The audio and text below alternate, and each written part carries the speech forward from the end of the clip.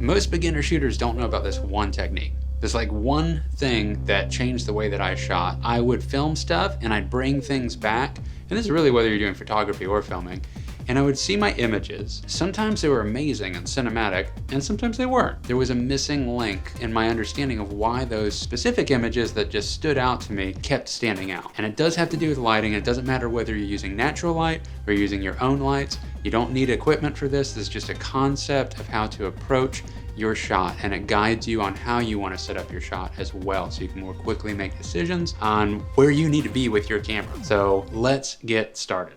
In a world where nuclear war has begun, vampires fought back in super real 3D.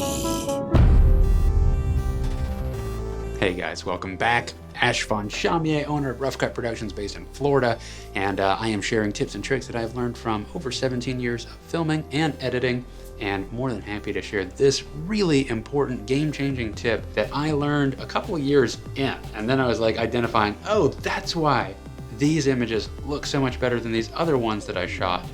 Now I really understand what I need to be doing to more consistently be getting those kinds of shots. Let's talk about shadows. If you're investigating cameras and filming and photography, everyone says this kind of same thing, which is that, shadows are important. They're what shape the character. Shadows create mood, and that is great. That is all totally true. But it doesn't really tell you where you need to be with the camera. How do you capitalize on those shadows? I was watching this interview one day with Roger Deakins, and Roger Deakins has done a lot of amazing stuff. I mean, this guy is like the director of photography. He's one of the tops. He's one of the greats, all right? And the guy is still around and he's killing it. In this interview, he actually said this one statement that just changed it all for me. He said, well, you always want to shoot in the shadows. I hadn't heard that before. Like, shoot into the shadows. Shoot into the shadows.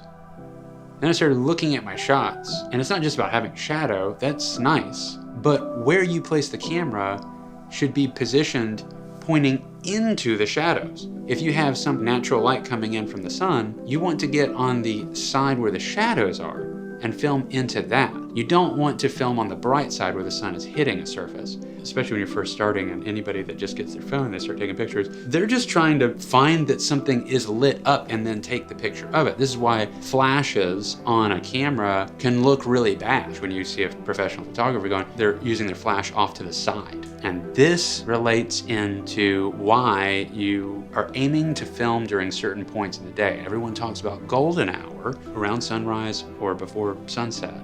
And it's beautiful. It's this nice orangey, glowing, diffused light, which is awesome and beautiful, but that's not the full reason that it's so magical. You could still film during that time and it not be that magical.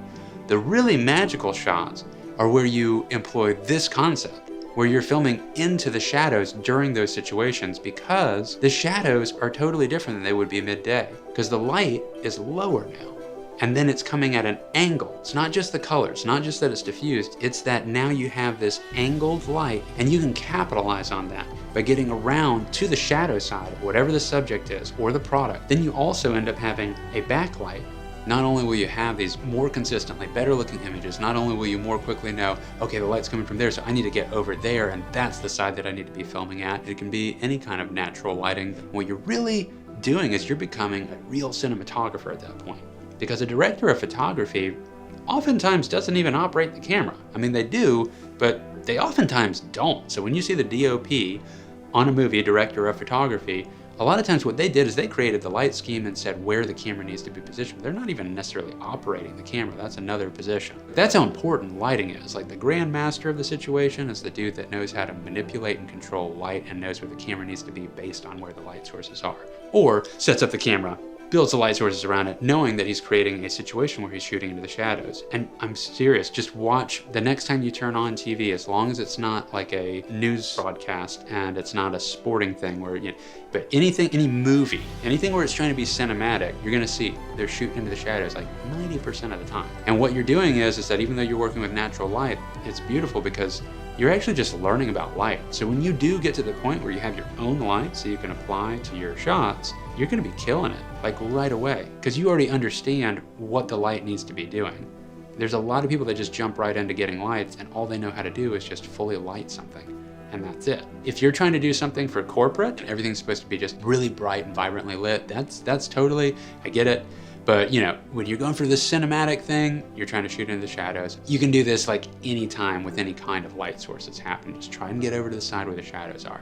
Now, there's another video that I really recommend that's an awesome follow-up to this one that I made, and it's a lighting technique for low-key lighting, and that can be very moody and cinematic, and it really, the reason I bring it up is it kind of ties together with this. There's a lot of shooting into the shadows with that kind of look, but there's another element to it. So check that out if you want to, and hope I catch you around here again. I am making episodes all the time, and if you want to hit a like, if you got something of value out of that, that is awesome. I really appreciate it. I'm trying to grow this channel up so I can make more of these episodes.